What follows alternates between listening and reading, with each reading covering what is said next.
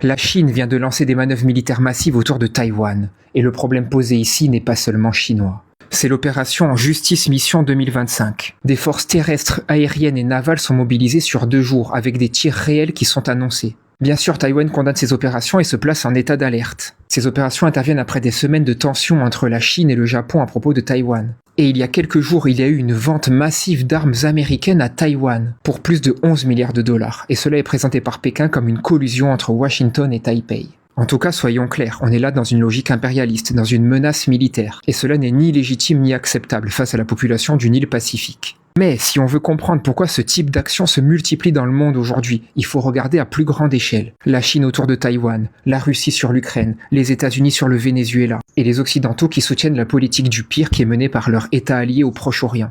On est bien dans une normalisation de la force dans l'ensemble du monde. Et donc le gros problème, ce n'est pas simplement que la Chine fasse cela, c'est que chacun justifie la violence de son camp, au nom de la sécurité, au nom de l'histoire ou au nom de la morale.